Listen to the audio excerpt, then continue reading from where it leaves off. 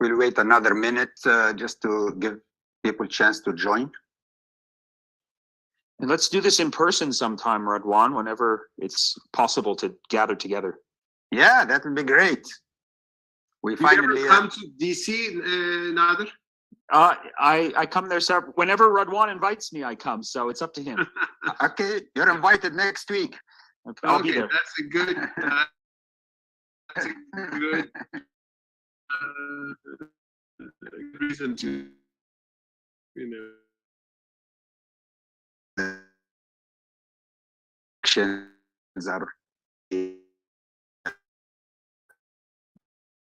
Are okay, let's go ahead and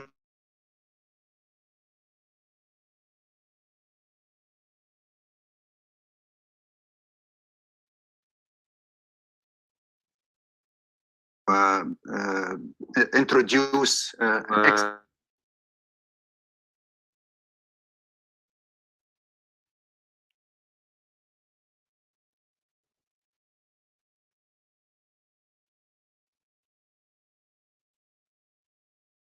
Recording in progress.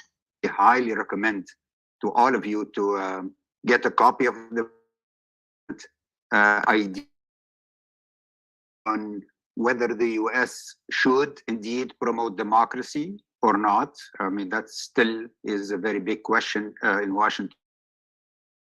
If it does want to promote democracy, how should it promote democracy? Which is, of course, the more difficult question. What is الأصعب؟ هي الطريقة الأفضل لدعم الديمقراطية في العالم عموما وفي العالم العربي والإسلامي خاصة. مسألة الديمقراطية الليبرالية مقابل الديمقراطية ذاتها. هل يجب علينا أن نشترط الديمقراطية منذ البداية لتكون الديمقراطية الليبرالية، أم هل بإمكاننا أن نكون أكثر ليبرالية تتطلب وقتا ويجب أن تأتي من المجتمع؟ كل هذه أسئلة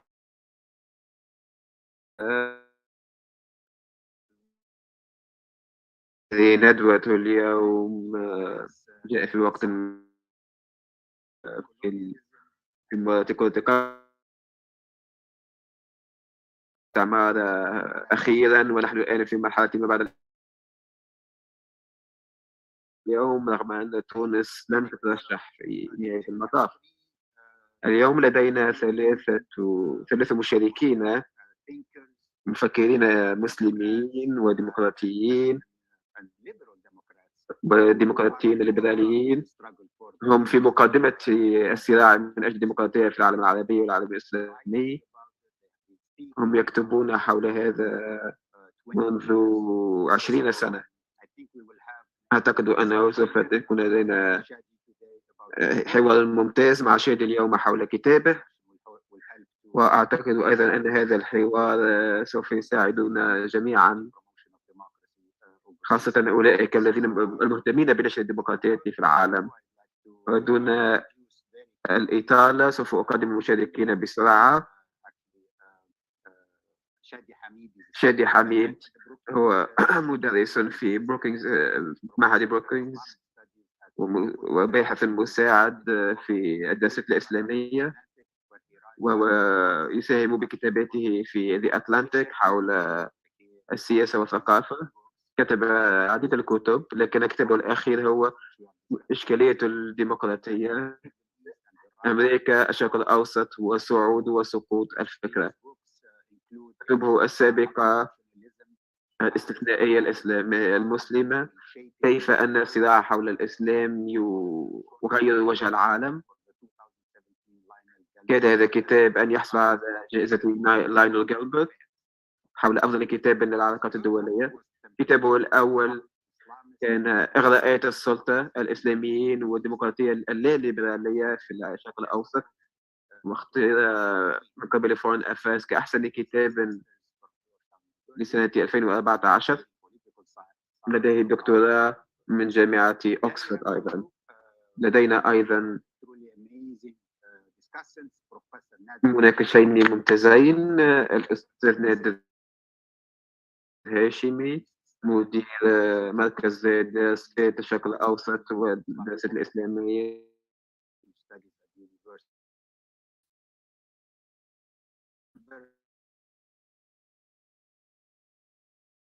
والديمقراطية الليبرالية نحو نظرية ديمقراطية للمجتمعات الإسلامية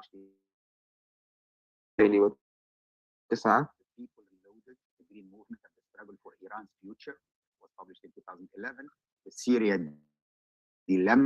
إشكالية سوريا نشر سنة 2013.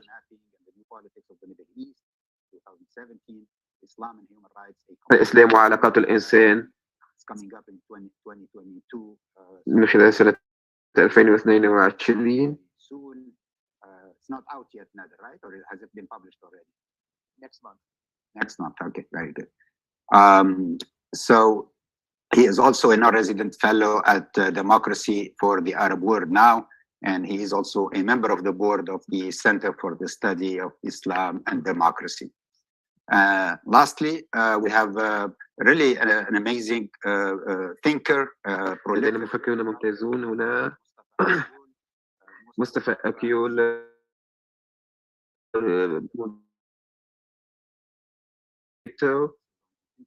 ويركز حول التقاطعات بين الإسلام والسياسات العامة منذ سنة 2013. كتب كثيرا لنيويورك تايمز حول السياسة والدين في العالم الإسلامي. كتب كتاب إعادة الفكر العقلانية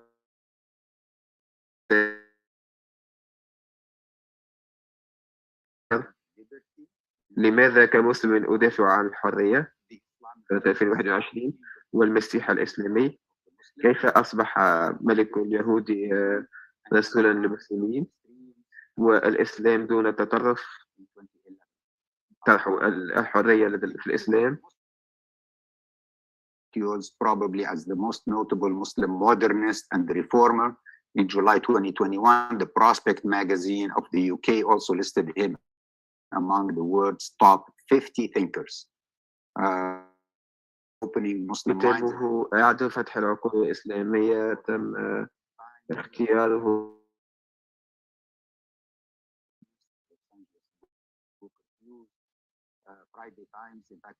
Friday Times.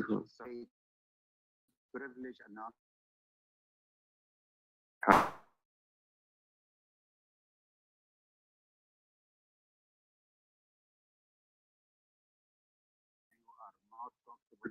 إذا كنتم تحسون بأكثر ارتياحا بالعربية فيمكنكم الضغط على زر الترجمة في أسفل الشاشة والاستماع إلى العرب. تصغون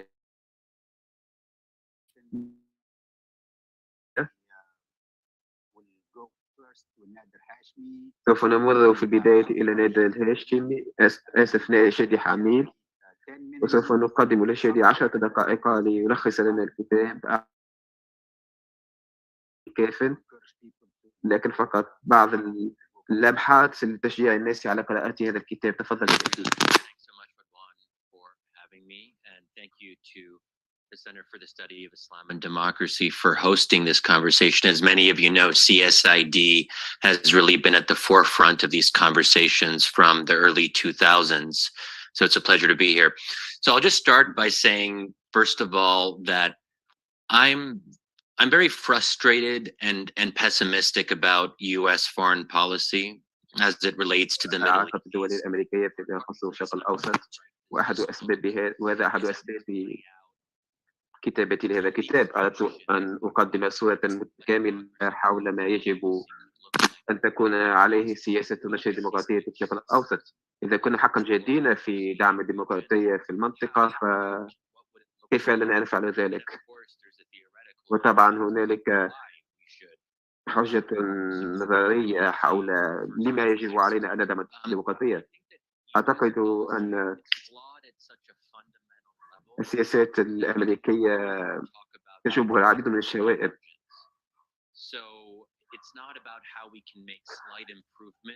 المسألة ليست إدخال تحسينات صغيرة على سياسات الشرق الأوسط، بل يجب علينا عودة إلى الأسس وإعادة التفكير في أسس العلاقات الأمريكية في الشرق الأوسط لعقود منذ الخمسينات إلى اليوم، وبالتالي هو مشكل عميق جدا، وأعتقد أنه علينا أن نكون جادين عندما نتحدث هذه المسائل الأساسية. الشرق الأوسط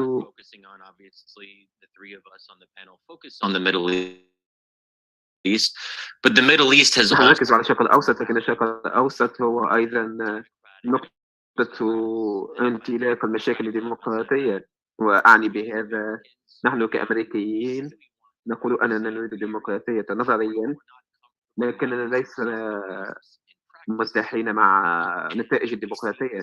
رأينا هذا بعقود بشكل أو بآخر. الديمقراطية في الشرق الأوسط منذ أوائل التسعينات، كانت هنالك انتخابات 91 في الجزائر، حدث انقلاب، ثم فاز حزب إسلامي بالانتخابات لأول مرة، ثم حدث انقلاب بعد سنة، ثم في سنة 2006 في فلسطين حيث فازت حماس بالانتخابات، ثم إلى السلطة، ثم حدثت انقلابات في هذه الدول. كنت نمطا فلأن هنالك نمط في الحقيقة مع الديمقراطية في العربية. جزء من هذا يتمثل في سوء فهم مفهوم الديمقراطية، وهذا ما أتحدث عنه في الكتاب. هي نتائج جيدة، لكن في الشرق الأوسط هي لا تقود بين معاقفين لنتائج جيدة، ليست نتائج جيدة بالنسبة إلى الليبرالية الأمريكي، وأعني بهذا الليبرالية الكلاسيكية. في حالة مصر وتونس وفلسطين، من وصل إلى السلطة عبر انتخابات حرة ونزيهة أحزابا إسلامية تؤمن بطريقة أو بأخرى أن الإسلام والقانون الإسلامي يجب أن يلعب دورا محوريا في الحياة العامة. جزء مما أحاول القيام به في عملي وخاصة في هذا الكتاب هو أن أقدم حلا لهذا الإشكال، وأعتقد أنه بإمكاننا حله عبر منح الأولوية للديمقراطية بدل الليبرالية. وهذا حوار فلسفي أعمق بكثير، وأعرف أن مصطفى لديه موقف قوي من هذا، سوف نعود إلى هذا لاحقا.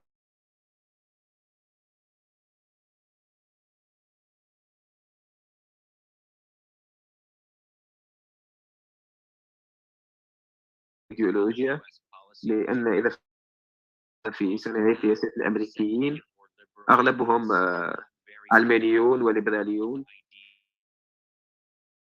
فكرة أن لاعبي الدين دورا في الحياة العامة، وحتى المسيحيون مثل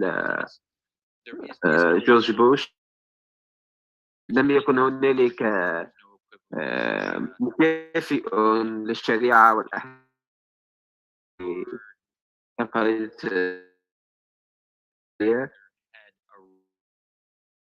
غير قادرين على تفهم مسألة وصول الإسلاميين إلى السلطة. هنالك أيضا مسألة المصالح، جزء من ما يجعل الأمريكيين مشككين في الأحزاب الإسلامية وأنهم يعارضون النظام الأمريكي في المنطقة. جزء من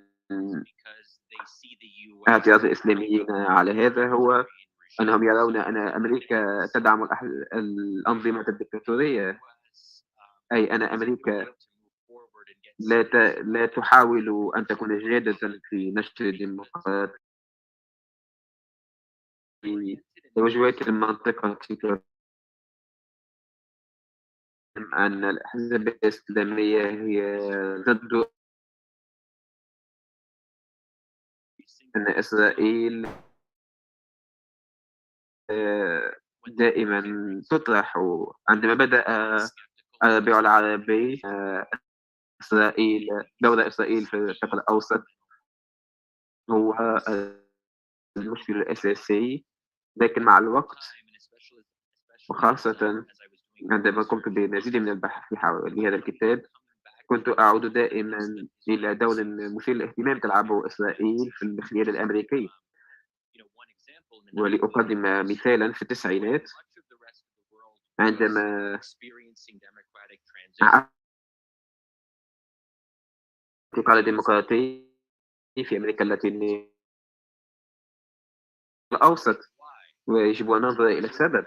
الأردن كانت إحدى أكثر الحالات الواعدة. كانت هناك بداية انتقال ديمقراطي في 89، لكن لاحقا فاز الأخوان المسلمين بأغلبية مقاعد البرلمان.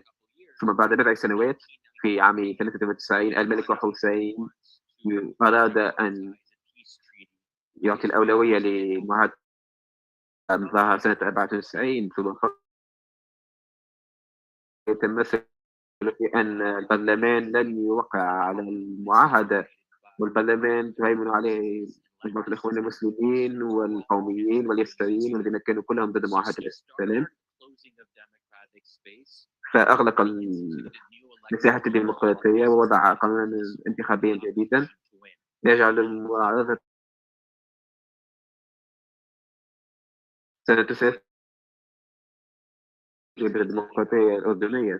لكن بعد 93 قامت أمريكا بتقوية مساعدتها العسكرية والاقتصادية بقوة.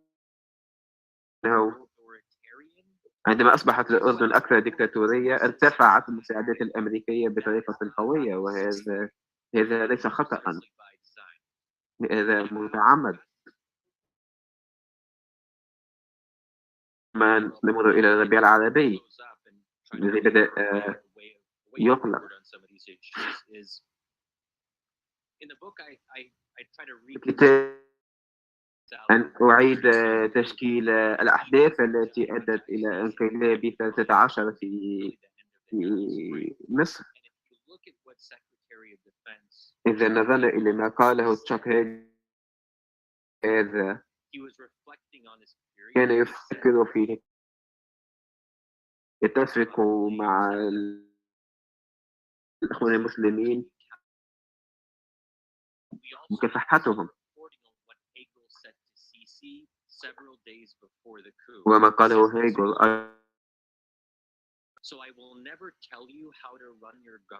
لن أخبركم كيف تسيرون دولكم، لكن افعلوا ما تريدون لتحموا أمنكم وتحموا دولكم. هذا ما قاله وزير الدفاع. وبالتالي كان هذا ضوءا أخضر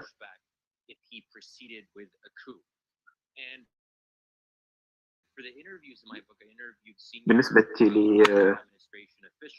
لإدارة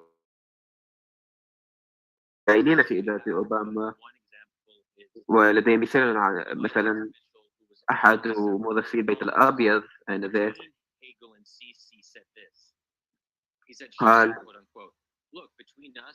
بيننا تشاك هيجل كان كارثة على كل المستويات، كان غير كفء، والاعتماد عليه لإيصال هذا الرسائل للسيسي كان خطأ.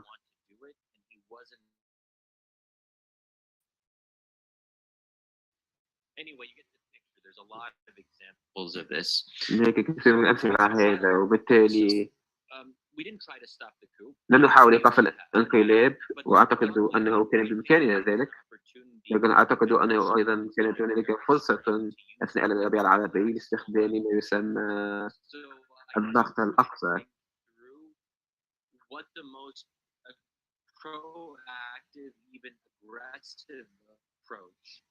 حاولت أن أفكر في أكثر المقاربات قوة يمكن التجاوب معها دكتاتور مثل السيسي، وأحد الأمثلة على المستوى الأساسي إذا أردنا أن نوقف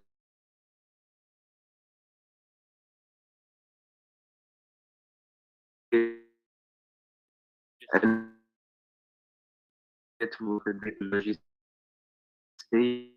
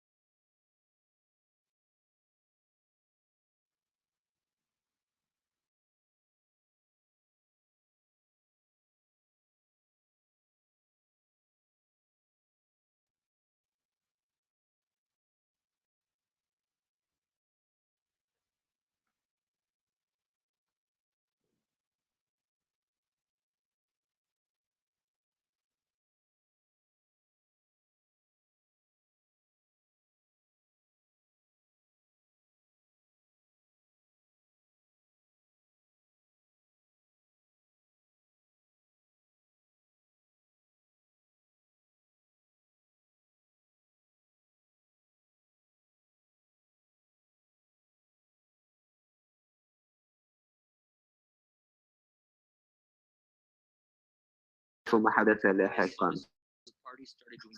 أصبحت الأحزاب الإسلامية تنجح في بحرين ولبنان ومصر، وحماس فازت في 2006، وكانت هذه نهاية أجندة الحرية.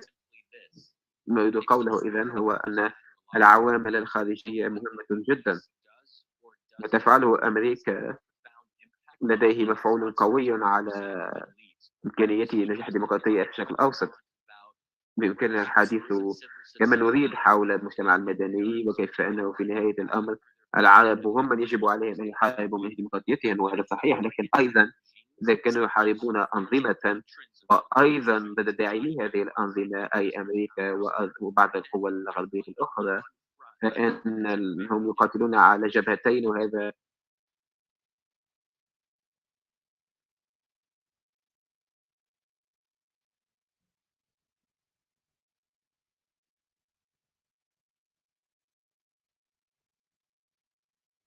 Recording in progress. Thank you very much, Shadi. We now go to Nader, Nader Hashemi. You have about 7 minutes to give us your feedback on the book. قدم لنا رأيك حول الكتاب، وأيضا إذا كانت لديك أي أسئلة تطرحها على شيء تفضل نادر. شكرا لكم جميعا على مشاركتي في هذا الملتقى. Radwan, thank you for bringing us together.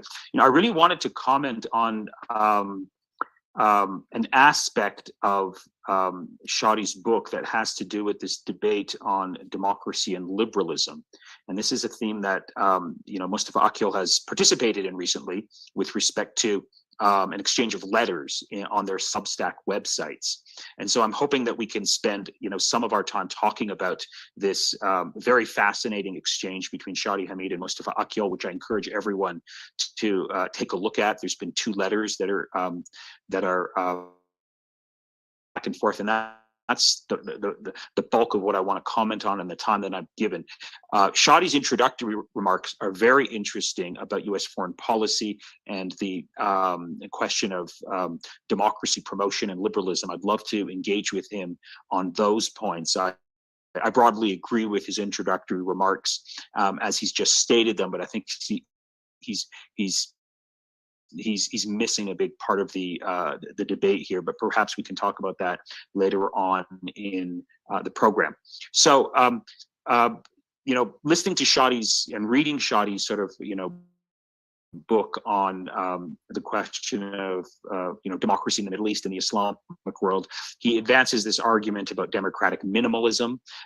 Mustafa Akyol has weighed in on this debate, criticizing that focus and emphasizing an argument about you know, the importance of liberalism as being sort of our guiding focus here in thinking through issues. I find myself sort of agreeing with both of them on this question, and I want to sort of you know, try and bridge the difference between the two positions that I reread this morning. So I'm sympathetic with Shadi's argument where he focuses on the concept of democratic minimalism. In other words, the need for procedures that determine popular opinion to be the focus of our promotion of democracy in the Islamic world. In other words, we need to focus primarily on free and fair elections, competitive elections, not outcomes. This, is echoes an argument that Robert Dahl made in his famous book on polyarchy. Shadi's key point here is that our focus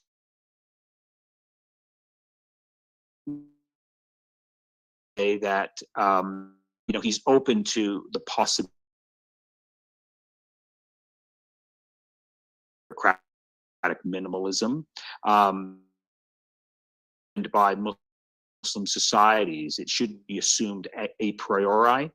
He does seem to hint that he's very much open to a liberal democratic outcome along the lines that Mustafa Akyol argues and defends, but he's very skeptical that that's a possibility in the medium to near future.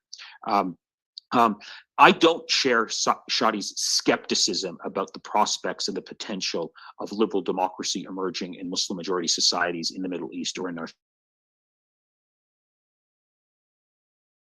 Mustafa's position as articulated in Mustafa's first letter of response to Shadi in their Substack exchange.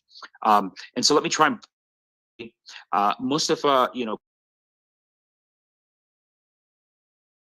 not only by free and fair elections, but also the rule of law, a separation of powers, and the protection of basic liberties of speech, assembly, religion, and Muslims, including many mainstream political Islamists,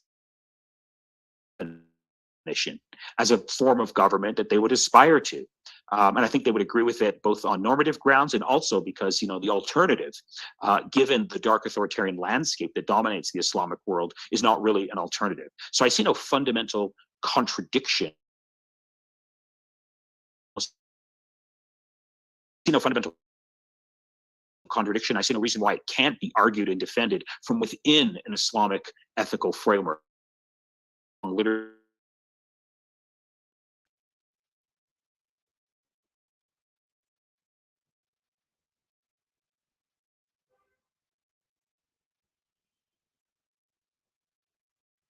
Recording in progress.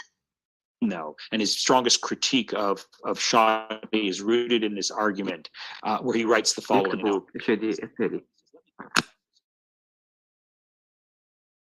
في شكل أوسطي أو بدعي المناطق الأخرى من العالم الإسلامي أن تكون لها حكومة تحترم حقوق الإنسان الكونية. لا أريد للبريئين أن يعيشوا في السجن. لا أريد للناس من الملحدين ومن المسلمين أيضا أن يعيشوا تحت طائلة القانون فقط. أنا أوافق على هذا الموقف أيضا يا مصطفى، لكن هذا سؤالي لك: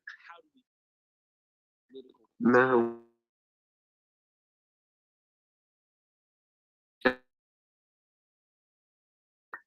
في ردك على شادي حميد؟ أعتقد أنك تتفق معي على أن الطريقة الوحيدة للوصول إلى هناك المجتمعات المسلمة. إذا كنت تقبل بهذا فأنك تعتبر أن الطريقة الوحيدة للوصول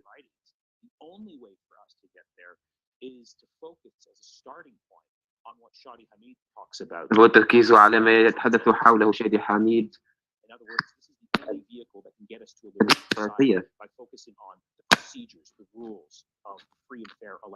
الانتخابات الحرة والنزيهة، كما عرفها شادي حميد في كتابه.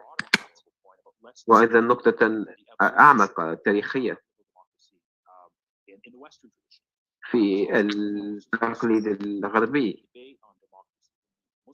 وأيضا النقاش حول الديمقراطية في العالم المسلم.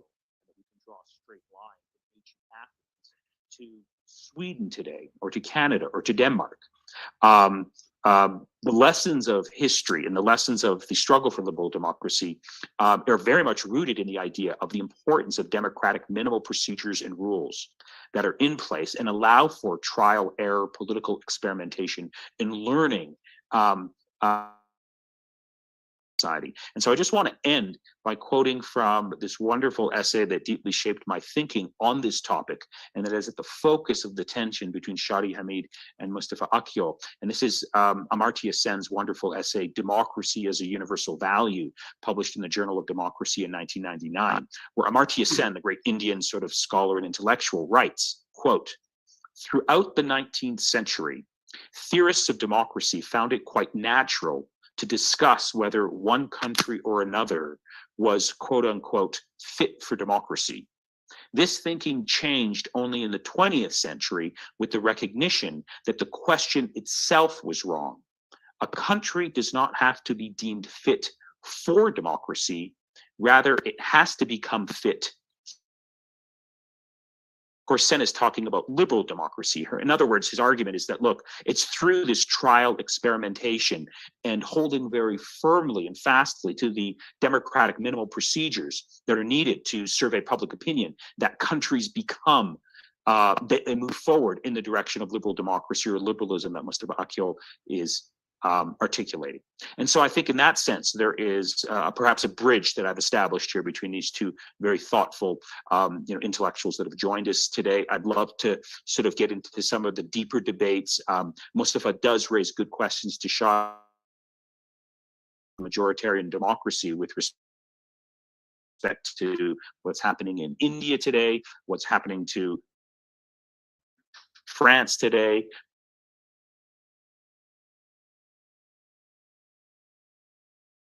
and this seminar with. Thank you very much. Thank you, Nader. There is really a lot of كانت هذه الكثير من الأسئلة المهمة التي تحدث إلى مصطفى أكيون، وأعتقد أن الحجة المضادة حول سؤال الذي طرحه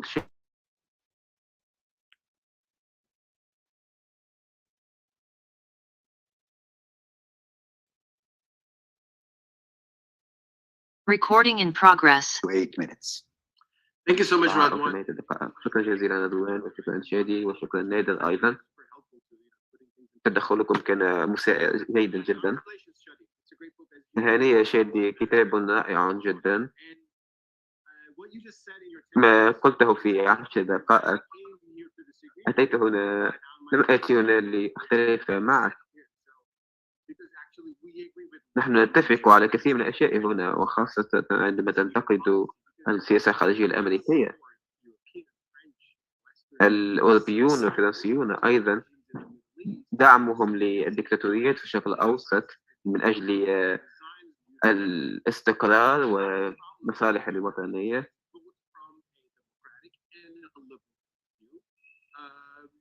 Even illiberal Democrats or liberals who are not even in love with democracy.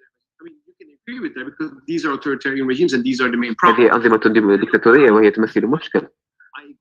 أنا أتفق معك أيضا. أود أن أوضح أيضا أنني أجد نفسي هنا أدافع عن الليبرالية. أصبحت الليبرالية كلمة سيئة في كثير من مناطق من العالم.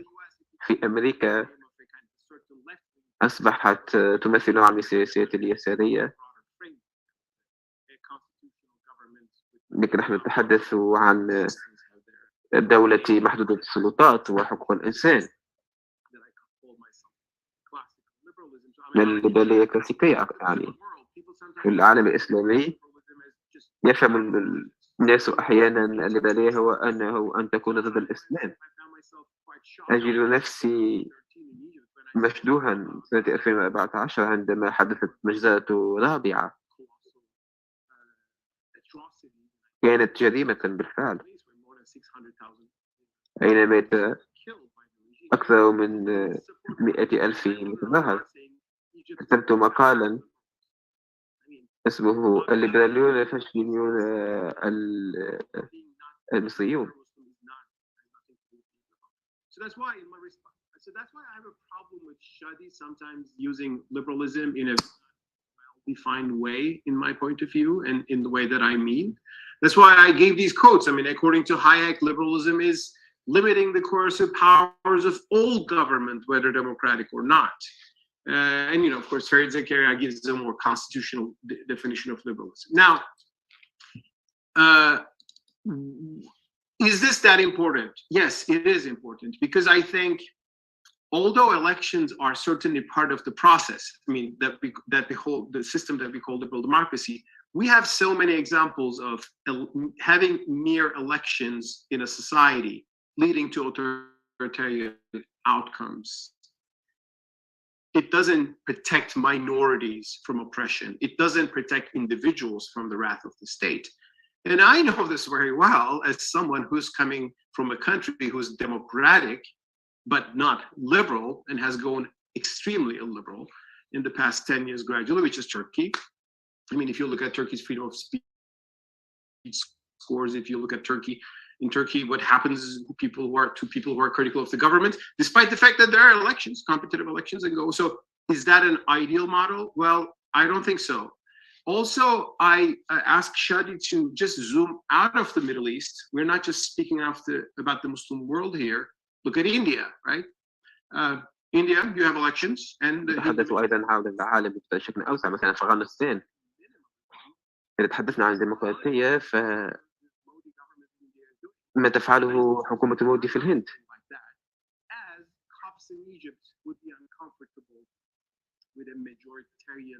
Islamist government, which would have certain worldviews that will not go well with the Christians or other minorities, and you could ask the Middle Eastern Christians about these issues, and we all know these problems. Now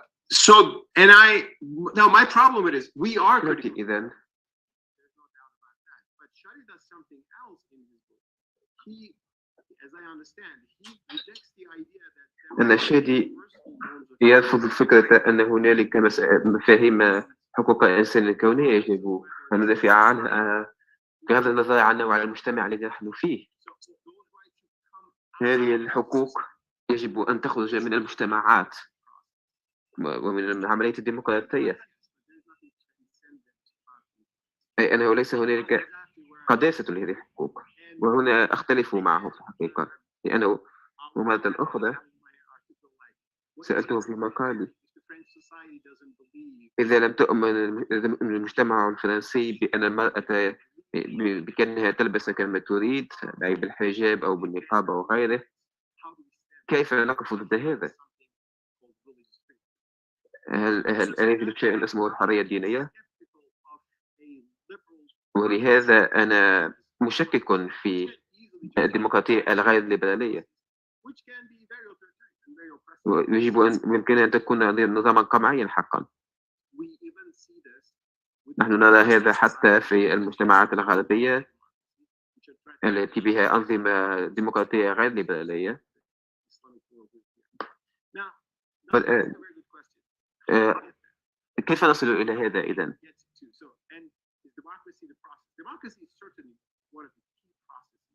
الديمقراطية ليست هي الجوهر، هي أحد طرق العمل.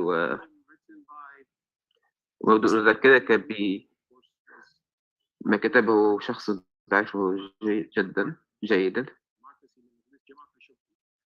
جمال الخاشقجي سنة 2018 عندما قتل في اسطنبول في سفارة السعودية عبر. في مقاله الأخير كتب، أي عنوان مقاله هو: ما يحتاج العالم العربي وأكثر من أي شيء آخر هو حرية التعبير. لم يقل الانتخابات، بل قال حرية التعبير، وهي قيمة من القيمة الليبرالية. وبالتالي أؤمن بأنه علينا أن نتوقع ونصبو إلى أن الشرق الأوسط سوف ينمو إلى الحكم الليبرالي الديمقراطي. يجب أن لا تنسى الحكومة الغربية أنها لم تصبح ديمقراطية ليبرالية بين يوم وليلة. الفاشية في الحرب العالمية الثانية وغيرها كان ذلك لازما للوصول إلى شيء مثل الاتحاد الأوروبي، لكن إذا كنا نأمل أن نصل إلى هناك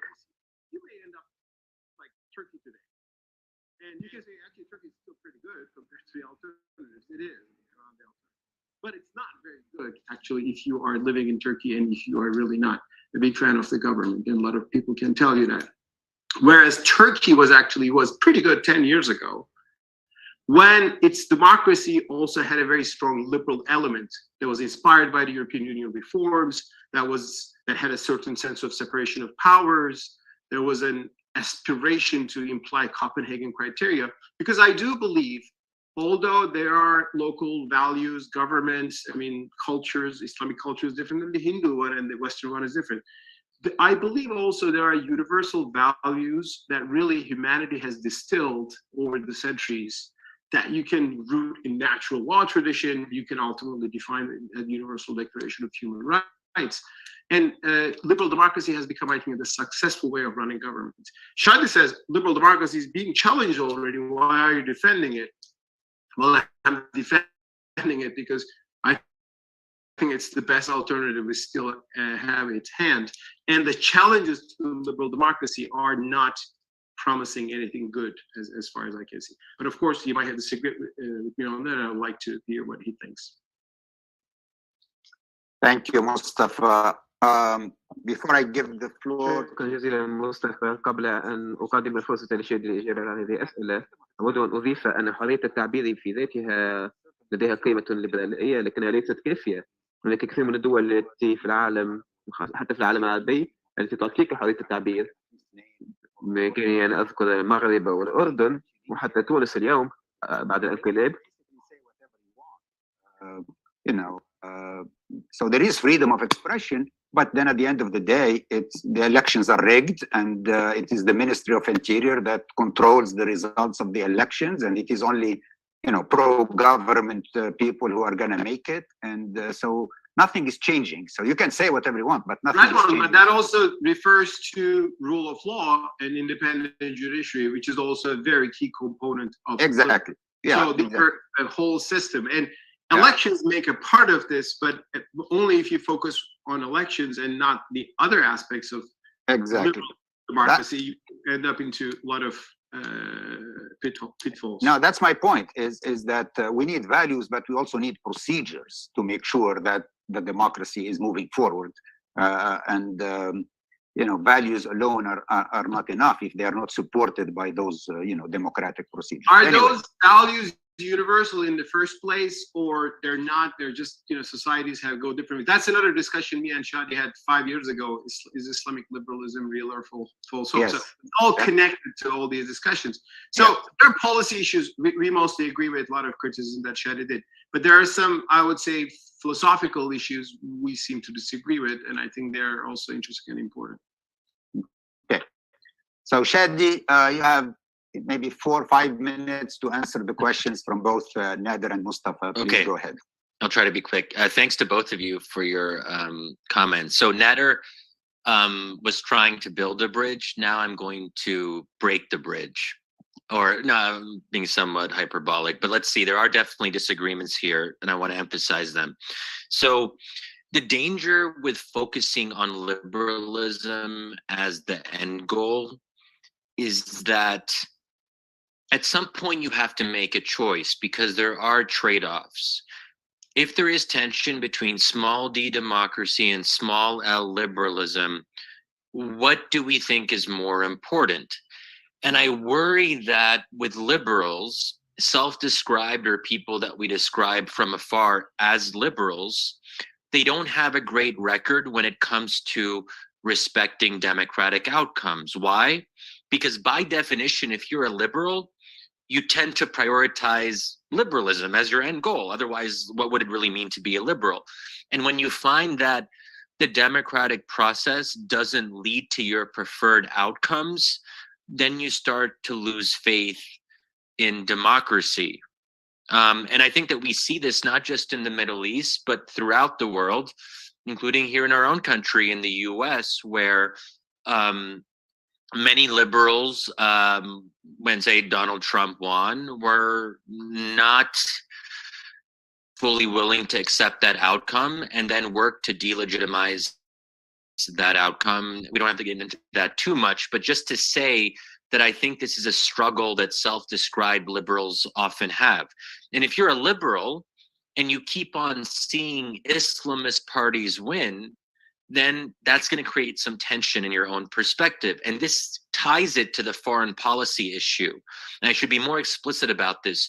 One of the reasons that American policymakers don't love democracy in the Middle East is because most of them are liberals. They assume that liberalism and democracy should go together.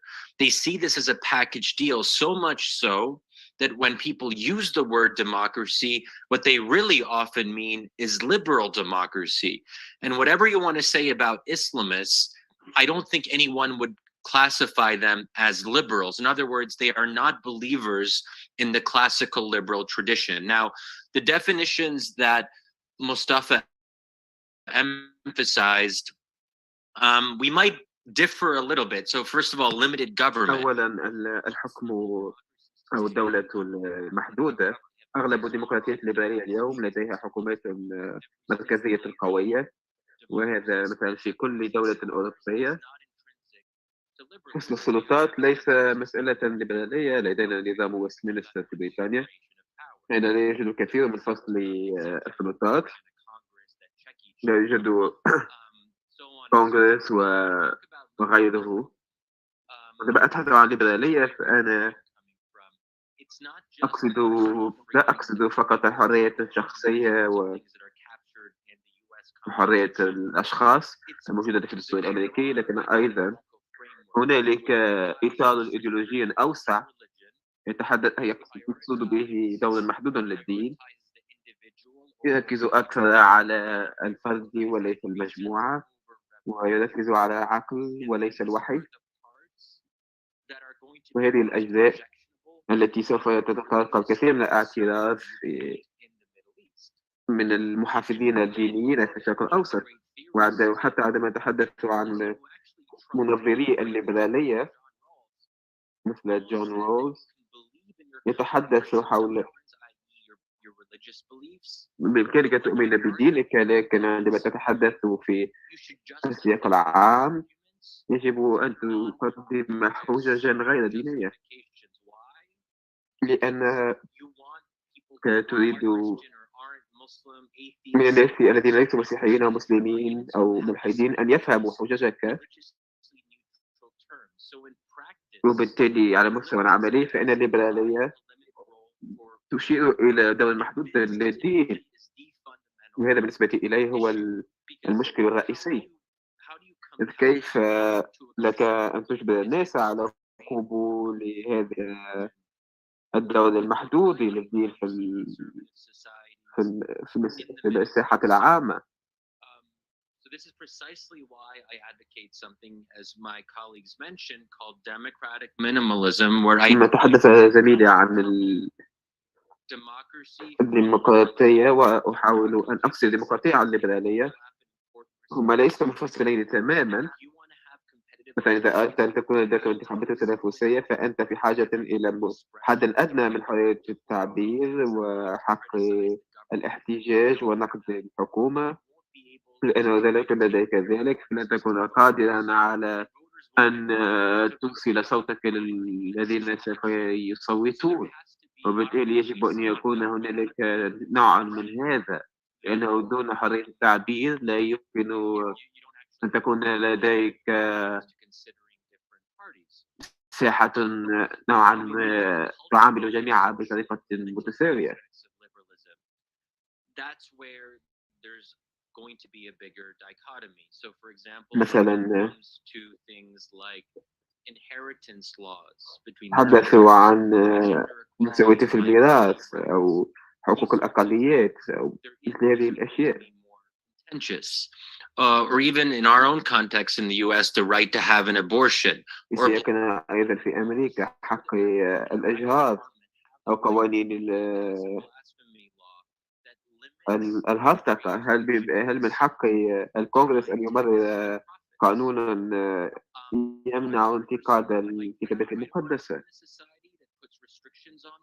But I do believe it is the right of any electorate to decide where they want to draw the line, because different societies. Can I ask a question right here? Okay. Therefore, do you think it's the right of the French electorate to ban niqab? Yes. Yes, it is. To know that, we should put that. I don't. Well, okay. Well, okay, and I'll just end here. But so you mentioned France What else? and Yeah. India. What else? Let's Well, just okay. get all the examples, right? I mean, what about Yeah, India? yeah. Like, for example, should the Hindu majority ban Muslims from eating cow meat? Or Okay. Yeah. So I'll address that. yeah, So I mean, all these kind as of you, yeah. yeah, Mustafa. Yeah. Let me address that. I got it. Because here's what's important.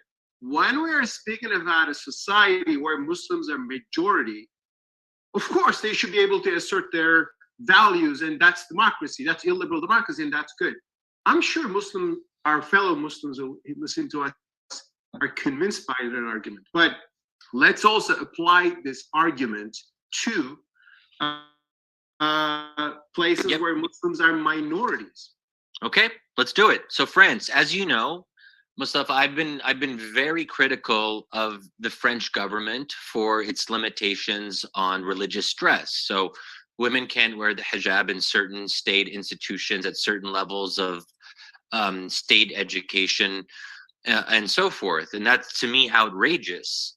But if the majority of French people and their representatives in parliament, if that is their preference, I have no choice but to say, look, I don't like it. So there's a way of saying, I don't like the democratic outcome, but I have to respect it. Just as when Donald Trump won, I was very frightened. I was worried about his anti-Muslim policy. Wait, hold it. Let me just. We're not calling you to break the French laws there and so on and so forth.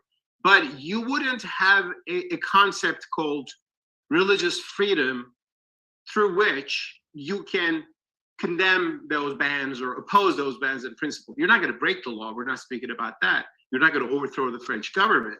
But with your line of reasoning, if the French people decide that way, and it could be more, I mean, it could be, well, no hijab on the street at all. I mean, like Le Pen actually wants that, Marine Le Pen. She threw the idea that any hijab should be banned on the French streets. So Shadi, with your line of reasoning, you would say, yeah, sure, I don't like that, but that's what the French people want.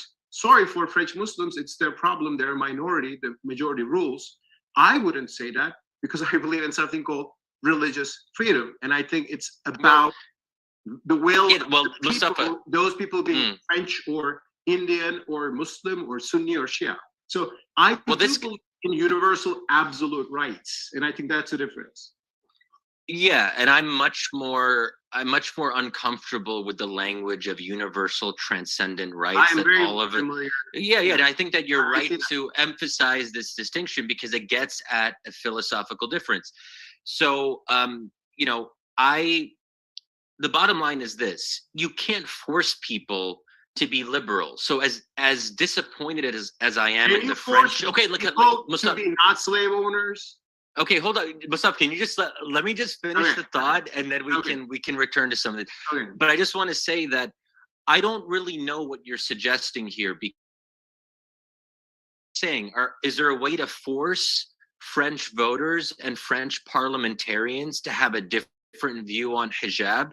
Democracy produces whatever outcome it produces, and there's not a whole lot you can do if there is a strong popular preference for a certain set of outcomes. So even the Muslim ban that Trump instituted in 2017, of course I was opposed to that.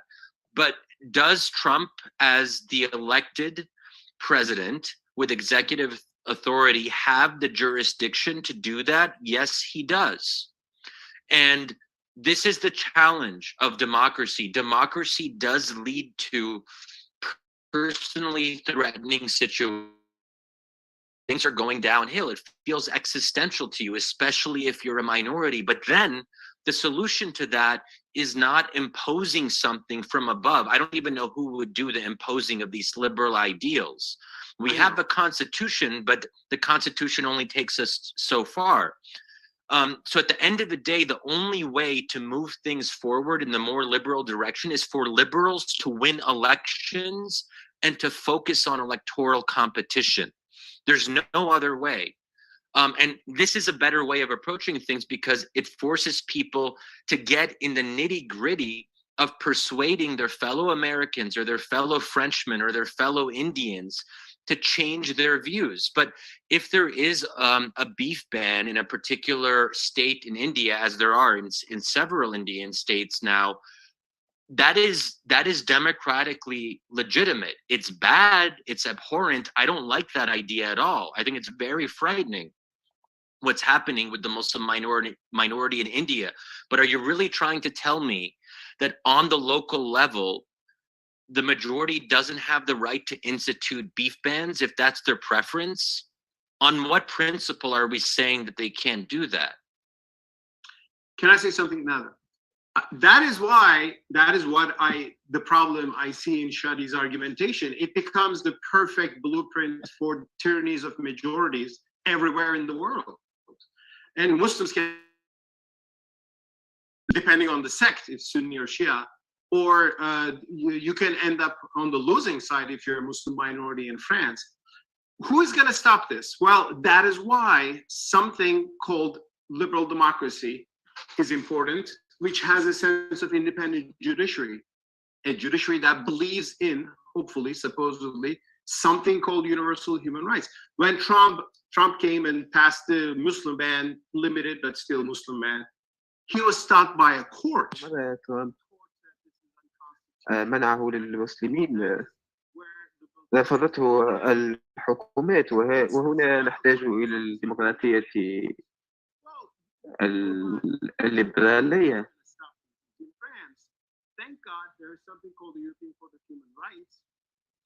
ونجب أن نحمد الله أيضا على على محكمة حقوق الإنسان الأوروبية. في فرنسا كان هناك قانون يمنع إهانة الرئيس، لكن محكمة العدل الأوروبية غيرت ذلك، وحتى المحاكم الفرنسية أوقفت بعض هذه القوانين.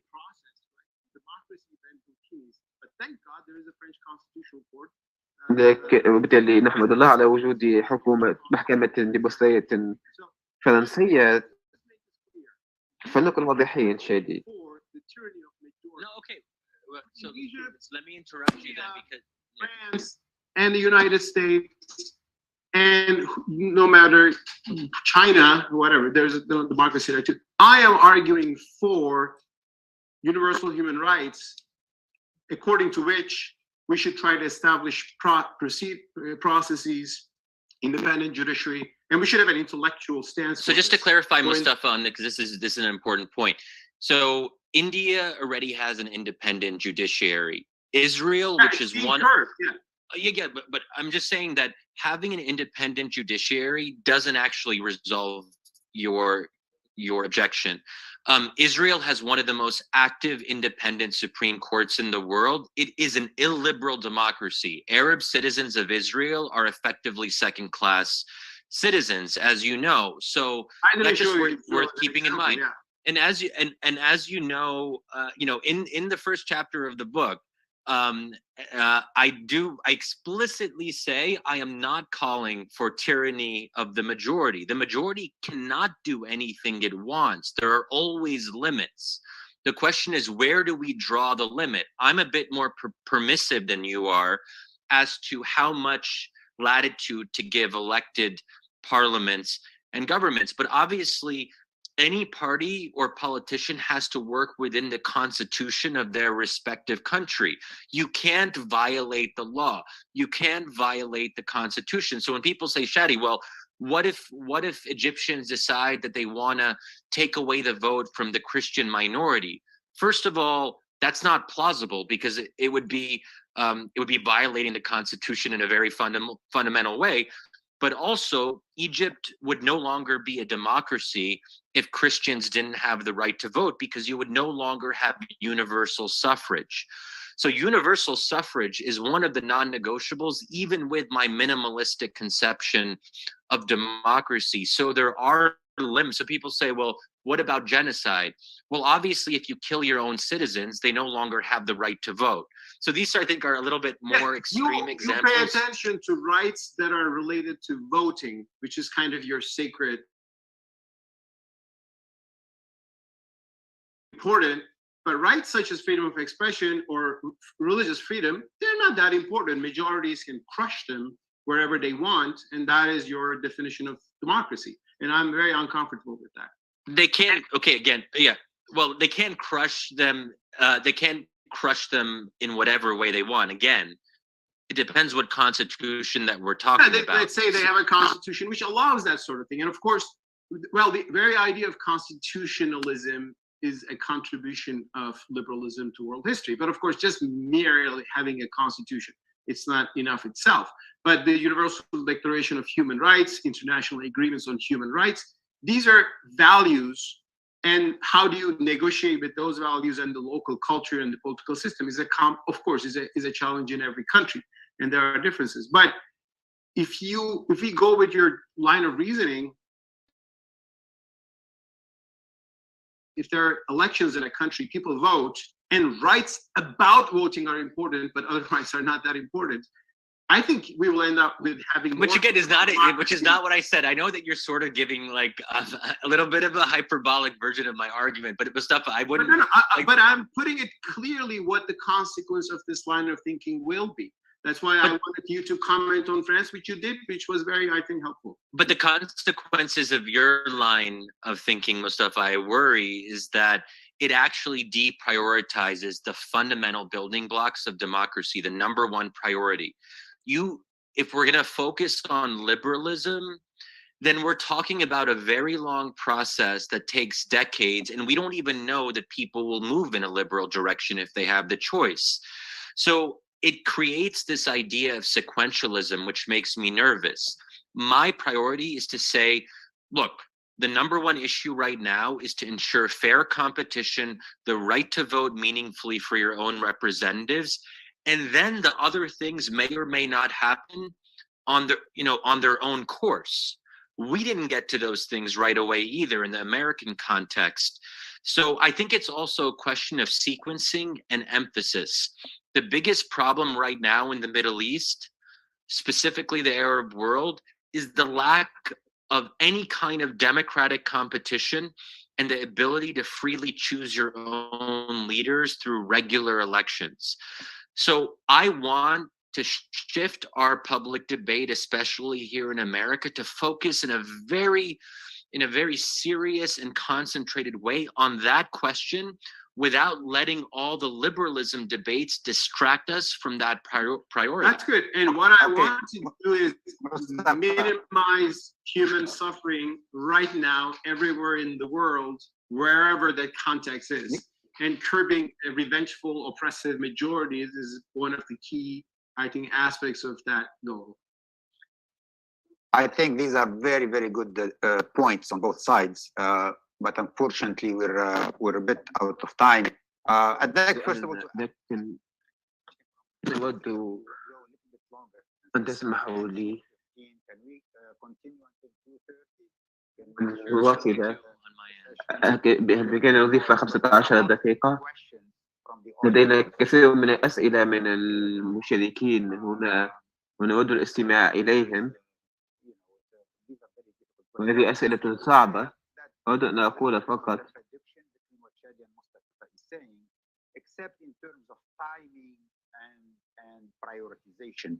I think Mustafa is talking about the ideal democracy. The long-term objective of democracy is what kind of society we want to build. What I think Mustafa is describing in the long term. But Shadi is emphasizing the immediate needs for short-term democracy, that's why he's calling it minimalist democracy. The long-term democracy might take decades, might even take centuries, in some countries. Of course, not all the Muslim countries are at the same level. So some might be, more ready to do it more quickly than others.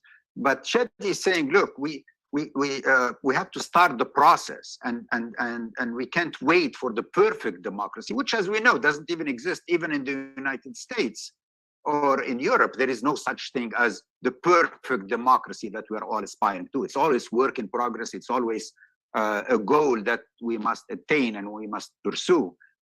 So I think that it's really a question of sequencing and prioritizing, which one comes first. And that I think that in the short term, this minimalist idea of democracy, I think makes sense because the long-term liberal democracy goal, can take longer than anticipated. Anyway, I'd like to open it for Q&A, and I'd like to say that you can ask questions in 3 different ways, either by Q&A function in the bottom, or by the chat function, or even by raising your hand, and we'll try to give the mic to few people to ask the question directly.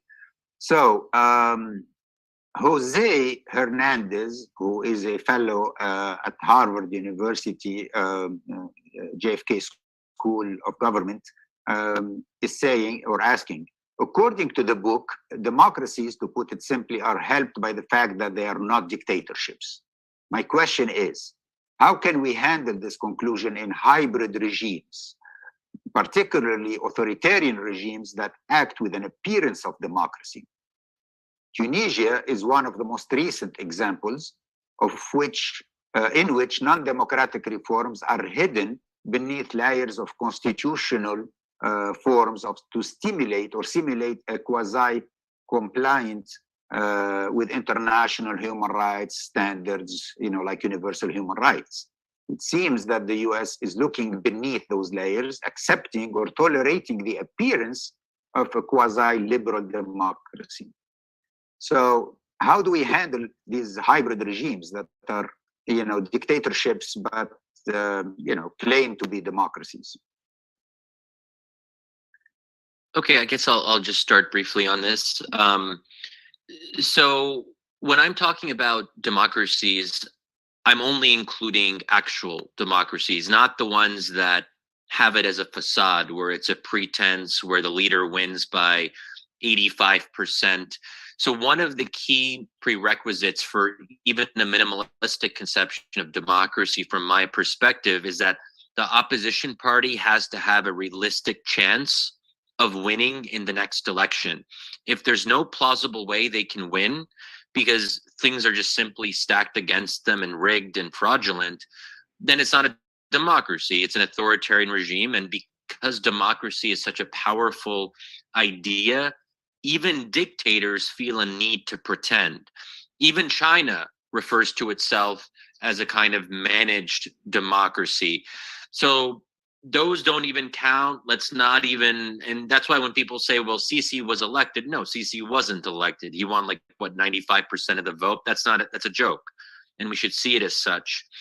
But on that quote that Jose, I think you mentioned from the book, this is really important, that why is democracy good? Why is there a kind of beauty in democracy? ما الجميل في الديمقراطية أيضا؟ الديمقراطية تتعلق بأنها ليست ديكتاتورية، ورأينا كيف أن الديكتاتورية تفسد نفسها وتنجح فقط عندما تنجح اقتصاديا. وكما تذكرون الناس كانوا معجبين بتجربة الصين مع الكوفيد وكيف بنوا المستشفيات بسرعة، لكن أين ما يحدث عندما تكون هناك طريقة لمحاسبة القائد الأعلى عندما يسيء استخدام سلطته.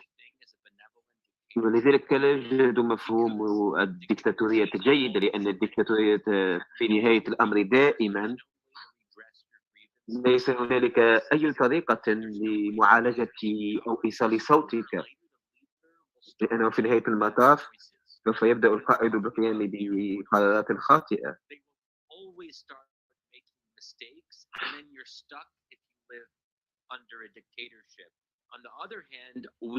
من ناحية أخرى نحن كديمقراطيات قد نكون مغترين، لكن لدينا شيء واحد لا تملكه الديكتاتورية، وهو حق التغيير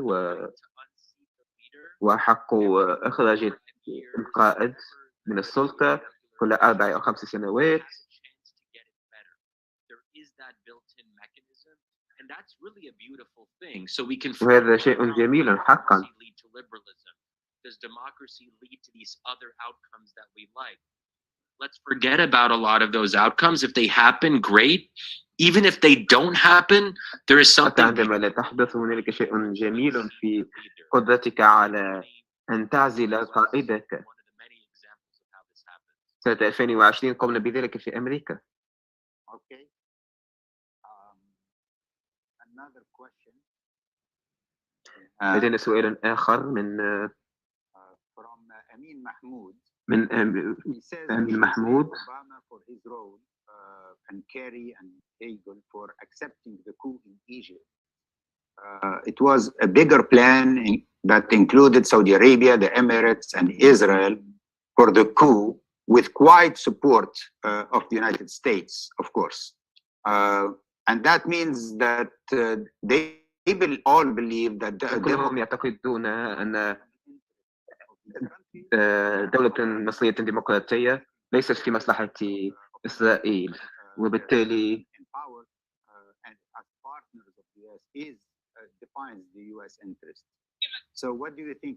وبالتالي ما رأيكم في هذا الشيء؟ كيف تعرفون مصالح الأمريكية؟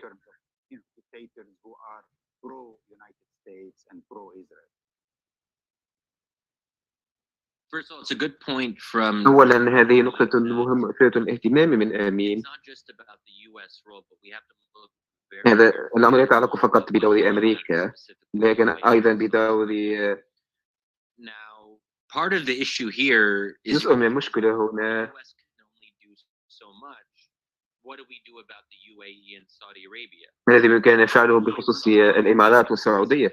الإمارات والسعودية هي دول تابعة لأمريكا في نهاية المطاف، وبالتالي أمريكا لديها القدرة على ضغط على أمريكا والسعودية والإمارات. قد لا نتفق على أن مصر ديمقراطية، لكن لا تعطلون في هذا، لا تحاولوا القيام بانقلابات. يمكننا القيام بهذا، يمكن تحذيرهم. Countries like Egypt, Tunisia, and wherever else it might be. But again, that requires using the leverage that we have with Saudi Arabia and the UAE. And instead of acting like we're the junior partner in the relationship with Saudi Arabia, we should reverse the idea. We are the senior partner. The Saudis need us much more than we need them. We provide them a security umbrella. So when Biden went over the summer and prostrated himself basically in front of MBS, it was a humiliation. It was embarrassing. But if you were an alien looking from outer space, you'd look at that scene and you'd think to yourself, oh, the US must be the weak power. They must be the junior partner in the relationship. The Saudis are the superpower. Why is Biden kind of paying tribute to MBS? So I think that we really have to change our perspective. At the end of the day, we are America. I don't mean to get like too rah-rah, triumphalist here, but at a very basic level, we are the superpower, and don't mess with us. And if you do mess with us, as the Saudis continually have, there should be consequences, because in the end, they do need us. So that's what I would say on that. And then just a point on on the second part of what you said on interest. How do we conceptualize US interests? I believe that Arab democracy is in America's long-term interest. So part of what I want to do in the book is redefine how we think about what's good for the US. Now, at the same time, democracy isn't a panacea. In the short term, if we put pressure on these autocratic allies, there will be blowback, there will be tension, they will try to retaliate. So I'm very open about the fact that if we want to get serious about democracy, we have to accept that there will be short-term costs. Not everyone's willing to absorb those costs, but to me, that's the only way forward. And I think it is likely to work out in the long run, simply for the reason that supporting dictators for the last several decades hasn't led to stability. It hasn't led to a peaceful, prosperous Middle East.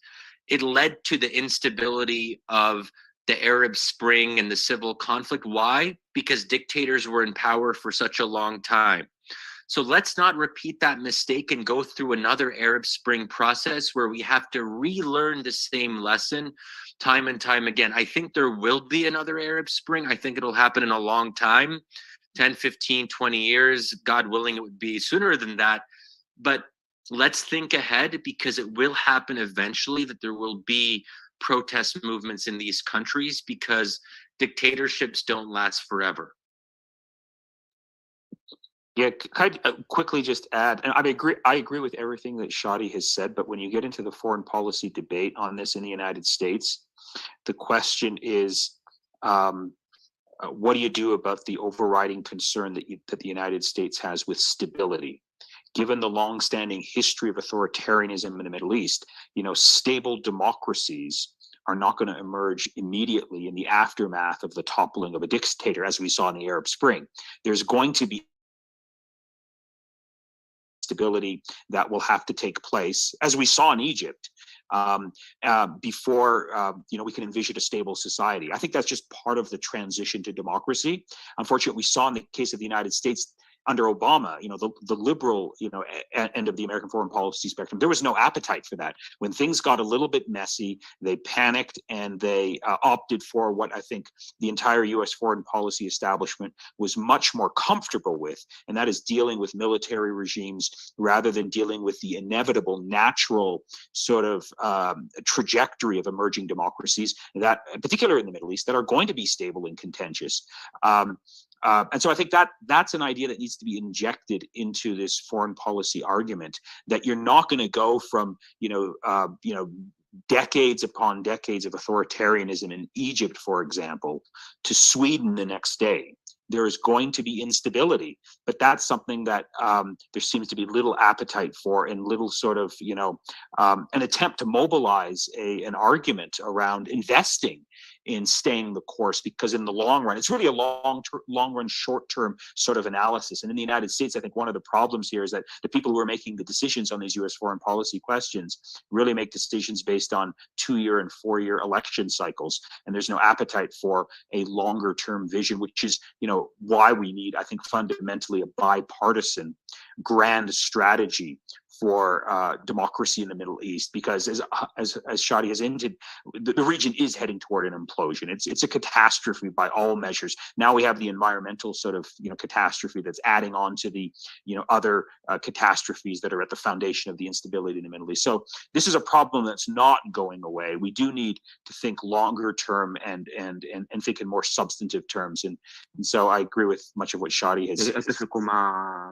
قاله شادي حول هذا الموضوع.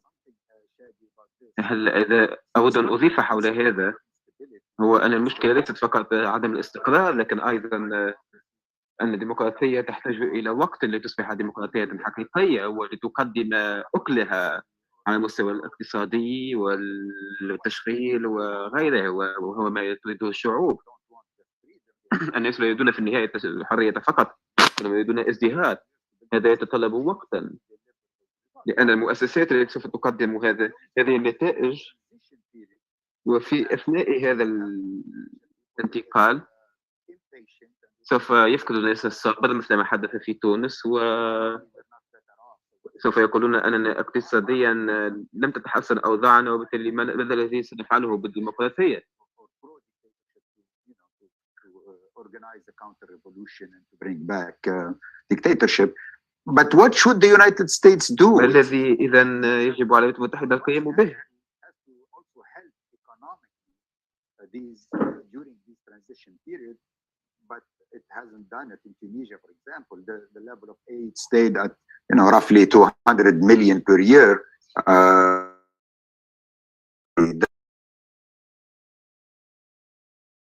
That's what caused the Tunisian democracy to fail, after about. Yeah, that's a very good point, and I think هذه نقطة مثيرة للاهتمام حقا، لأن أحيانا نتحدث بطريقة مختلفة حول الديمقراطية، ويجب أن نكون واضحين. الديمقراطية لا تعني بالضرورة تحسن وضعك الاقتصادي، لا تعني بالضرورة تحسن الوضع الاقتصادي أو التشغيل. الديمقراطية، العديد من التونسيين يفترضون this is أن a الديمقراطية demonstrated بما أنها جيدة فسوف تحسن أو الأوضاع المعيشية. oriented approach to democracy. Anytime we're assuming that democracy will give us كلما افترضنا أن الديمقراطية سوف تعطينا نتائج أخرى يجب أن نكون حذرين، لأن هذا يرفع من سقف التوقعات، ثم هذه التوقعات سوف تسقط في الماء. Yes, but the long run is لكن على long. على المدى البعيد ما الذي بإمكاننا فعله؟ أمريكا كان عليها القيام بالكثير في الربيع العربي، شيئا يشبه خطة مارشال، أي حزمة استقرار اقتصادي للدول التي تمر بانتقال I forget the numbers, but it was actually like very small in the broader scheme of things. And the IMF and the World Bank, unfortunately, stabilized Egypt and Tunisia when they were democratic.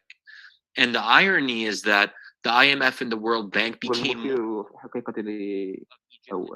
والمضحك في الأمر أن صندوق النقد الدولي أصبح يدعم تونس ومصر عندما أصبحت ديكتاتوريات.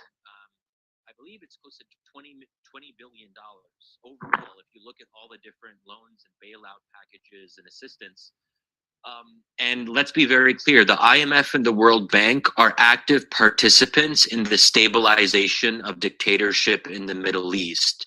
They are not innocent bystanders. They have helped dictatorship flourish in these two countries and also more broadly in the region. So we can't address any of this until we really address the malicious role of international financial institutions.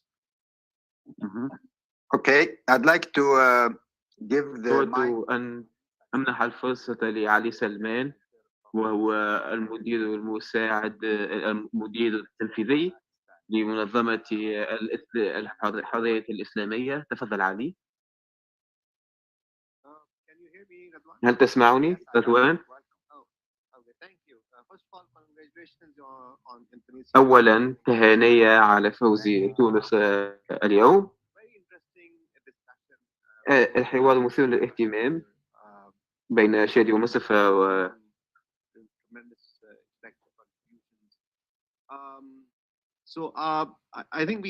أعتقد أننا نتحدث عن مجموعتين من المتغيرات هنا، الليبرالية والديمقراطية، لكن أود أن أعقد النقاش أكثر. Right. Well, maybe not enough. Maybe not enough from where I'm coming from. I'm right now in Pakistan past midnight. And when I was listening to Shadi Hamid, the definition about the democracy, I was very happy because he said that wherever you have the fair chance of opposition coming into the government in the next election, here you have a strong democracy. And I think I'm very confident that Pakistan is by far one of the best democracies in the world now, from that angle, because really we have competitive politics now here. But that does not solve, like many other Muslim majority countries I'm speaking and I'm working and observing, the quality of governance. And that's the third factor which I want to bring. And the quality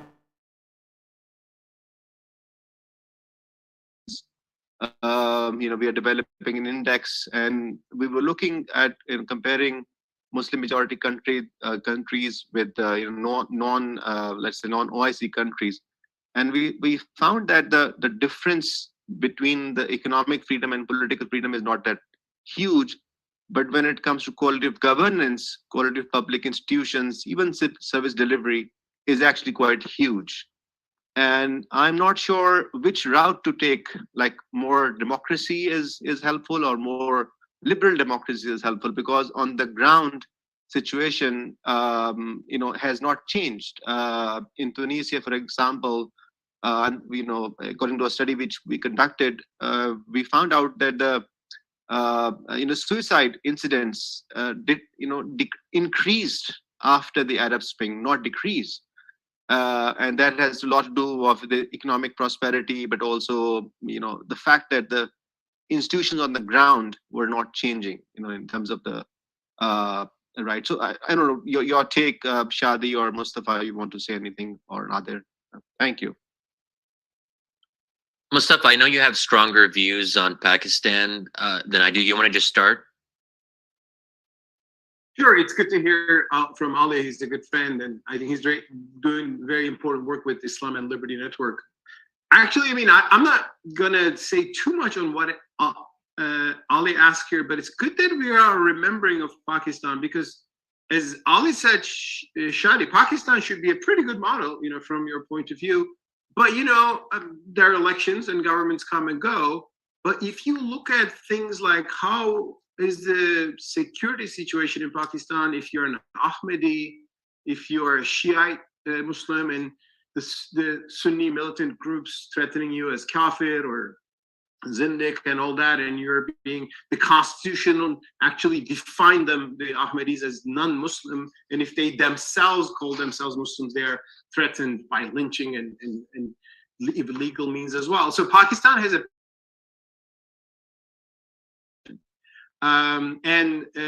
and also I don't agree with the idea that you begin with democracy, you end up with liberal democracy somehow. Well, you have to work for that, right? And you have to value these notions of rights and freedoms, because actually Pakistan began more liberal.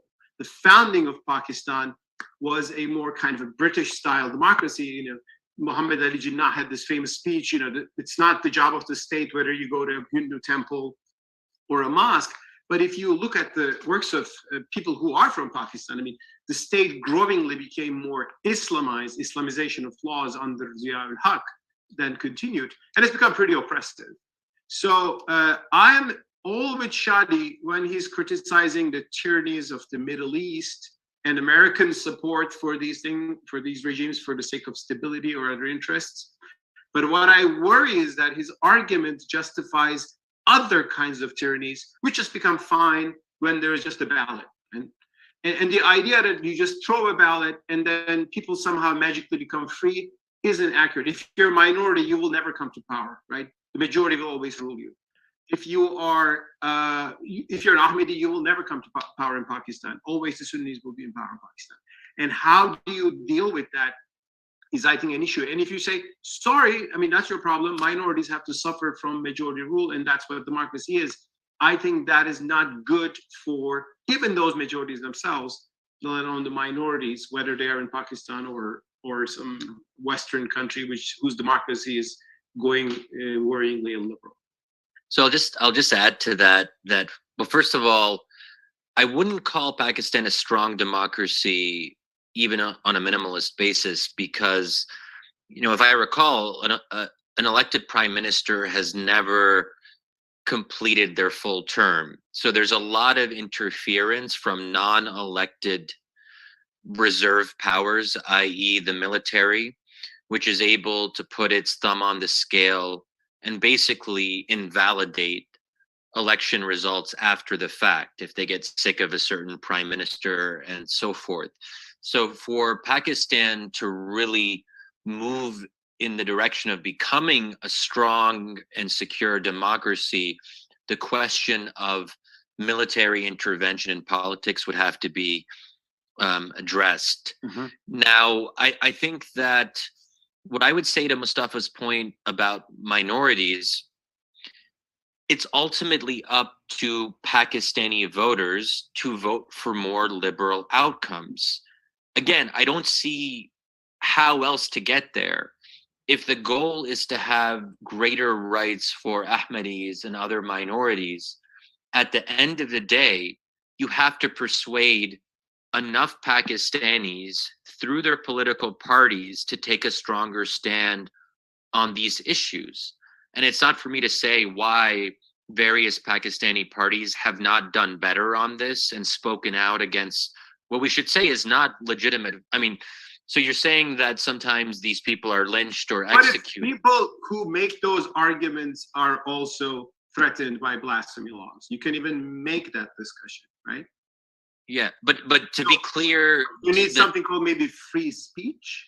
Well, to be fair, look, but to be clear, the violent targeting, and I think you sort of said this yourself, it oftentimes is itself illegal. So yeah, the government looks the other way sometimes and allows some of these violent acts to happen. but that is not permissible under Pakistani law. You can't just go around killing people if you think they're blaspheming. So what we're seeing in Pakistan isn't just intolerance towards minorities, it's several steps further of violence that is not being regulated by the state. And you have these militant actors who It's the people's will. Yeah, it's the will of the people. No, but it's not the will of the people can't violate the law. You can't go, they can't take up arms and kill people on their own. The thing is, if all the aspirations of society are legitimate just because they're popular, of course, Pakistan doesn't justify blasphemy, lynchings, and burnings and killings on the street. That's illegal. But then what they say is, of course, these people should be taken to the court and jailed for 8 years and not being killed on the street by vigilantes. But you still are targeted either by the vigilante mobs or by the courts, by the police, if you criticize things like blasphemy laws in Pakistan. So that's why I think the dynamic for change for the better isn't mere elections, period, but some other things called, one of them is free speech, and laws that protect free speech. Of course, how do you have those laws? I mean, well, that's a discussion, right? But do we value these things or not in the first place? I believe in valuing these things, whose benefit to humanity we see, especially when we come from a place where we're not in a position of power, right? I mean, we're in a position. But Mustafa, what you're saying isn't really practical here, because the only way to actually have stronger freedom of speech protections in Pakistan is through constitutional amendments. And the only way to do that is to have a supermajority deciding they want to go in that direction. So if we just talk about abstract liberal values, we're not actually helping people get closer to these outcomes, because we're ultimately talking about something that's not realistic. What is realistic is liberals organizing more effectively, because they do have political freedom to start new parties, to contest elections. That would be the hope. If we want to see a better outcome in Pakistan, then the parties that are a little bit more liberal leaning have to actually do better in elections and then advocate their positions and persuade their fellow Pakistanis. There's no way to get around persuasion. Well, I mean, Ali can say more about the Pakistani context, but I'll say you something from Turkey. Turkey, in the early years of AKP, accepted a constitutional amendment which said international human rights treaties are about the Turkish law. So that was a very good thing. Saved a lot of innocent people in Turkey from going to jail for their ideas on Kurds or Armenians or you name it, whatever the hot button issues are. Of course, AKP pulled that back once it became the absolute hegemon. But there is an idea of also, there's something called European Court of Human Rights, which actually continuously punishes Turkey or Russia or other countries that are in its orbit, and Turkey is moving away from its orbit for the obvious reasons. So there is something called international law, international agreements that you sign up to as a country, which actually compels you legally, to do some legal reforms. So you don't have, you don't kill people just out of your. Okay, but yeah, well, Mustafa, this is where you definitely lose me, because the idea of having. I'm very, very familiar. Yes, you don't believe in the law. No. But the idea that there could be a supranational or transnational court that supersedes your own national sovereignty, and maybe I'm a bit more American in this respect, the idea that the US Constitution would be subject under another level that would transcend that. First of all, it's patently undemocratic and totally. In the US, you don't even need that, because you have the idea of inalienable God-given rights. So actually, it presupposes something other than the will of the people in the beginning. So US is an exceptional case. US probably doesn't need that. But trust me, Shadi, if you are a Turkish intellectual who were rotting in jail because you criticized the government, the European Court of Human Rights would be your last best hope, as it is for a lot of people who I know are in jail in Turkey.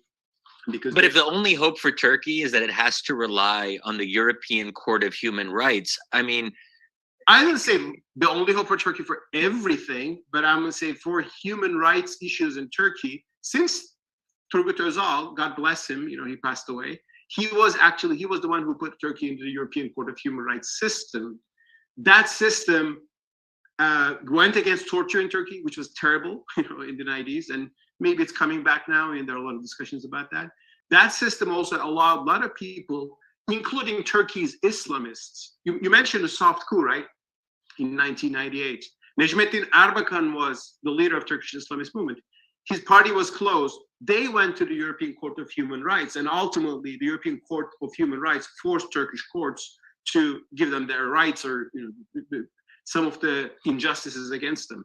I'm not saying everything in the European Court of Human Rights is always true. They don't have a great record on hijab when it comes. But these mechanisms are necessary, because I think beyond the will of the people, the Muslim, the Hindu, the French, whatever, I think there is something called universal human rights that deserve to be protected by courts, by international agreements, by intellectuals, by institutes, and all that. And I think that struggle is fighting worth for, just other than saying all what matters is the popular will, whatever comes out of the ballots is the end of the discussion.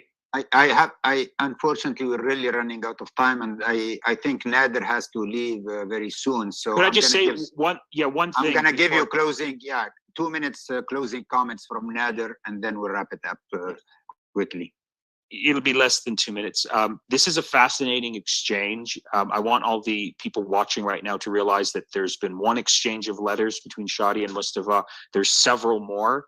I draw your attention to them on their Substack web pages. I would recommend both to Shadi and to Mustafa that it would really help move the conversation forward if we focused on, what exactly we mean when we're invoking the term liberalism, because that sort of struck me in the first letter of exchanges. There was some, it would help if there was greater clarity on what we're talking about. And much more importantly, I think focusing on specific countries to examine the question of the tension between democracy and liberalism. I mean, the challenges to democracy and liberalism in France, for example, are very different than they are in Egypt today or in Turkey. So I think looking at specific country cases and exchanging views, I think would help all of us follow this debate at a much more intimate level and understanding what you're trying to argue as well. So thank you very much for this conversation, and thanks, Radwan, for bringing us together. Thank you, Nader. Thank you. Shadi and Mustafa, can we take 3 more quick questions, or are we? Do we have to finish it quickly? If it's quick, yes, very quick. Okay. You too, Shadi. Can you stay another 10 minutes?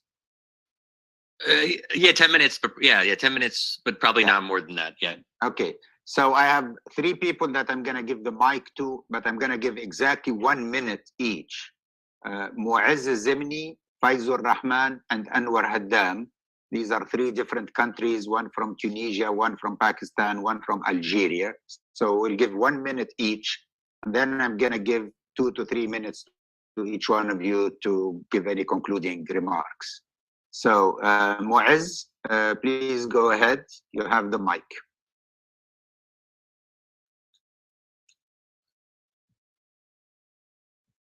Mu'azz, are you there?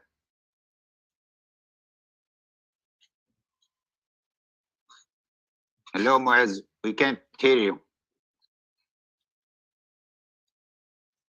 We can't hear you, Mu'azz. Okay. Let's give the mic to Faizur Rahman. Can you hear me now?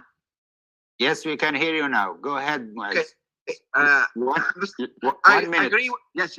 I thank you both. Thank you, everyone. Thank you, Mr. Radwan. I agree with both Mr. Mustafa and Shadi, 50-50. I would give more agreement with Mr. Mustafa, though. Now, democracy has to come from within. I don't know why we are being under the illusion that they're going to teach us this democracy, whether in Egypt or Tunisia or Turkey. Turkey is a great example. Democracy came from within the Turkish people. That's what happened. That's how it succeeded in Turkey. Now, when he said democracy, is it based on the law of the land? Look what happened in America. We are all indivisible under God, aren't we? But there are atheists in America. who are against the national anthem and all that, then they're respected. Okay, so where do you place that, Mr. Shadi? Democracy of the strongest, or democracy as it's convenient, or democracy in the eyes of the beholder? It's all above. Now it's democracy of the strongest, my friend. Akbar Rukba Tghani. Period. That's Okay, what you call. thank you. Thank you, Muaz. Faizul Rahman, please go ahead. Yeah, can you hear me? Yes, please go ahead. Assalamu alaikum, and Salam. that was a lovely discussion between Shadi and my friend Mustafa. But what I'm a little bit intrigued, in fact, I won't say astonished. Of course, I'm astonished too. But what I'm intrigued is you're talking about democracy in Middle East. That's one of the topics, and yet we did not find a mention of Israel. Of course, some mention were made in passing. And you have been Shadi discussed at length Egypt, for instance, and even Pakistani democracy was mentioned. Indian democracy, from where I come from, was mentioned. But why not discuss about Israel? The Human Rights Watch and Amnesty International have called Israel an apartheid state. Why have both the panelists, in fact, all the three panelists, shy of discussing Israeli democracy? Thank you. Well, the quick answer is because we're talking about democracy in Arab countries and Muslim countries. No, it was in Middle East. Yeah, but the title was Middle East. The book, Shadi's book's title is Middle East. I don't know if he discussed that in his book. But in this discussion, the topic was also Middle East, not Arab.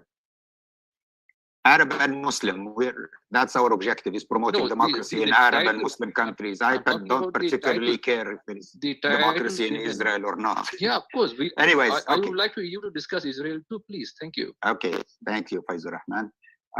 Last question from Anwar Haddam. Please go ahead, Anwar. From Algeria. Okay, yeah. Can you hear me now? Yes, go ahead, please. Hi. Quick. Hi, everyone. Thank you for this wonderful panel. Actually, I have a question here, or I think that there is an important issue that has been, I didn't hear you talk about it, and it is really fundamental even for the liberal democracy. It's one of the cornerstone of the democracy. That is the democratization of the armed forces. That is the big issue in our region. How can we achieve that even for minimum democracy or the liberal democracy, without democratization of the armed forces, we will not be able to achieve any kind of democracy in our region. Can you please elaborate that, and how can we achieve that then? Very good question, Anwar. How can we convince the military to stay out of politics? I think that's a very good, an important question in many of these countries we're talking about. Okay. Not only to stay out of politics, but rather to be under that what we call democratization of the armed forces, to be under the politics. They are here to serve the people through serving the elected members of government. So, and the army is only one of the institutions. It's supposed to be. So how can we achieve that? That, I think, the big issue, very big issue, which I think despite all the negatives in Turkey, I think they were successful in achieving that somehow. Thank you. Okay, thank you, Anwar. Okay, to close this really great session, I'm gonna ask Mustafa first to take 2 or 3 minutes and give any closing remarks or answers to these questions, and then we'll end with the Shadi's closing remarks. Go ahead, Mustafa. Thanks so much. I mean, just these questions. Thank you for the questions, and of course, taking the military out of politics is a crucial thing. I mean, it was accomplished in Turkey in the past 10 years with a coup attempt. You know, I hope finally put the nail on the coffin in 2016. But we have also seen something called civilian authoritarianism in Turkey, like sometimes a civilian government that acts like a military coup. And I think the elephant here is the state. The modern state is a very dangerous thing. It has incredible powers, right? It can arrest you, it taxes you, it takes your children to school, it can torture you, it can kill you, it can do whatever it do to you. It has incredible power with a huge bureaucracy, with Leviathan, right? I mean, it's Tom's Hobbes called it. The question is, how can we tame this state? So it helps few things like collect garbage or something like that, whatever the services are, but it doesn't threaten us, right? And threaten who we are, whether we are majority or minority. To me, liberalism is the philosophy of taming this Leviathan.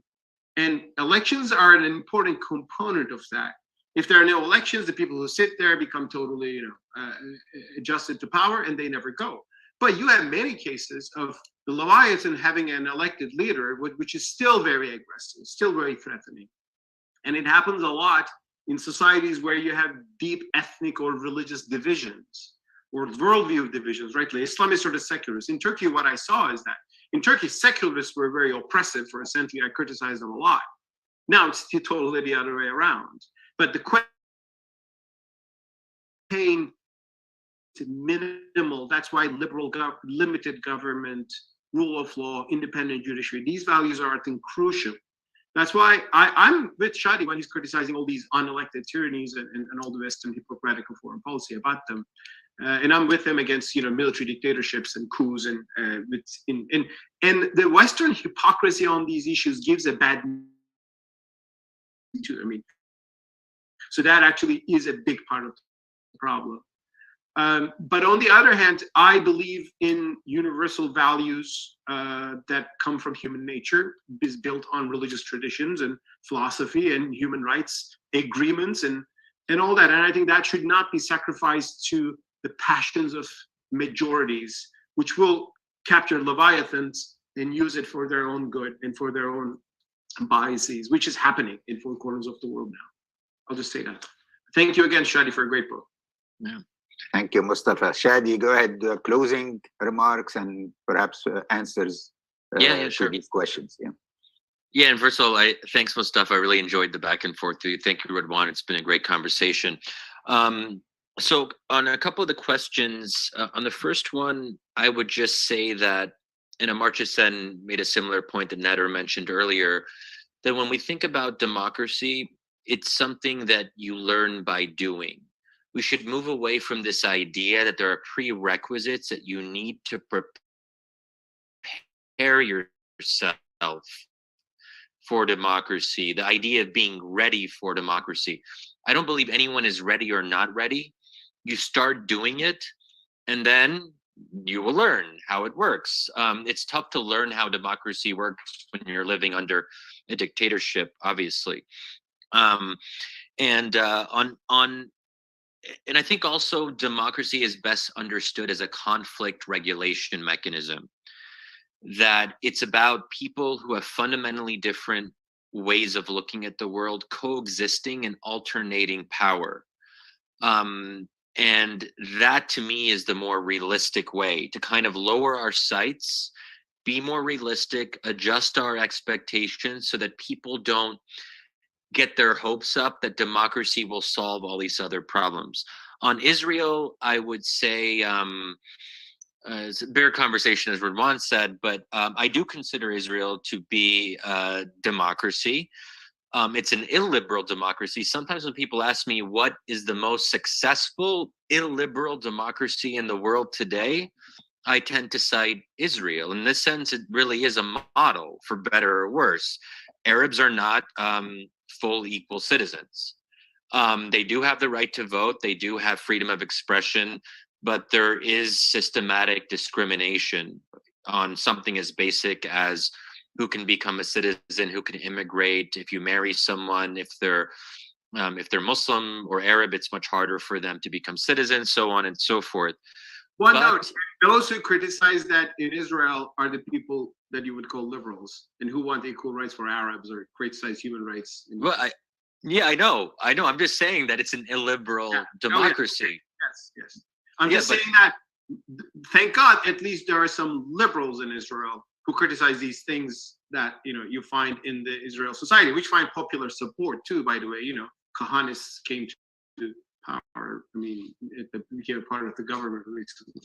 So that's why these ideas, I think, are important. Ideas like human rights, right? Equal rights. Yeah, but it's just to say that you can sustain an illiberal democracy, and it can be successful in quotation marks. And now, of course, I'm talking about Israel proper. When we talk about the West Bank and Gaza, obviously, that's not what I'm. Yeah, and then last thing on the role of the militaries. So I think that this is in some ways the number one challenge for a country like Egypt, but also other countries like Algeria.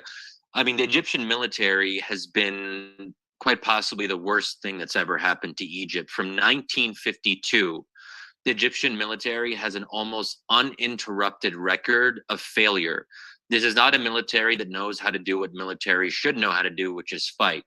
The Egyptian military is not meant to fight effectively. In fact, it was responsible for one of the most embarrassing, humiliating military defeats in the history of humankind. So let's just be straight up about that. 1967, it's called the 6-Day War. For Egyptians still have faith, some of them do, in the Egyptian military. And the question is, how can Egyptians move away from this legacy of post-colonial rule, this idea of seeing the military as the guardian of the state? I hope that over time, the aura of the military can be undermined. And I think for a growing number of Egyptians, it is being undermined, not as much as we might like, but that's really what we need to hope for going forward. And the US can play an important role in this, in doing more to constrain the Egyptian military, to limit its support for the military, to make military aid to Egypt conditional on various human rights standards, and in so doing help professionalize the Egyptian military. But it also has to be weakened and made smaller, and it shouldn't be playing such a big role in the economy. And then the bigger thing, and this is where I agree 100% with Mustafa, we need to think about how to weaken the Arab state. The Arab state has been an absolute disaster for almost everything that I hold dear. It is the modern nation state, the way it centralizes power, it accumulates power, it surveils its citizens, it wants to control the lives of its citizens. The fact that every Arab country has a ministry of religious affairs. Why do they have ministries of religious affairs? Why should the state be regulating religious knowledge and production? So we can't talk about a better Middle East without talking about the problem of the Arab state as we know it, really from 1950s onward. Add to that Turkish state too. So let's go. Oh yeah, sorry. There you go. Sure, others too. Many other states. Yes, sure. Well, thank you very much, Shadi and Mustafa and Nader and all those who joined us today in this very, very informative discussion. I highly recommend that you read the book, The Problem of Democracy, America, the Middle East, and the Rise and Fall of an Idea. It was just published by the Oxford University Press, I think last month. So I highly recommend you get a copy of the book and you read it, because you'll see a lot more in-depth discussion of these ideas and these points. It's a tough debate. I think we all agree that it's a complicated debate, and it's not about only whether democracy and liberalism are both good, but it's about the process of how you support democracy and how liberal ideas can thrive in a society, whether you're talking about Turkey or Pakistan or Egypt or Tunisia. It's a process. It's a process that takes time, and I agree with Shadi that the international community, and in particular the United States and the European Union, have a role to play in facilitating this process, in aiding this process to succeed, and in encouraging this process to succeed. It's not overnight. It does not happen overnight. In Tunisia, it took 10 years and still it failed because it did not receive enough patience from the people and enough support, from the international community. So it's not something, it's not a magic wand. It's not like overnight, these countries can become democracies. And even if they become democracies, as we all know, that it's always work in progress. There is always the possibility of moving back in the wrong direction or not succeeding in accomplishing all the goals of democracy. Democracies can fail, even after they succeed, they can fail. So it's a long process. I think that liberal ideas also are very important in a democracy. There is no question about it. But they also take time, for the liberal ideas to become the majority opinion, to become supported by the majority of the people. That also takes a long time, and also we have to be patient with that process. Anyways, it was a wonderful discussion. Thank you very much, Shadi and Mustafa, for joining us today, and I look forward to further discussions and debates about these extremely important points.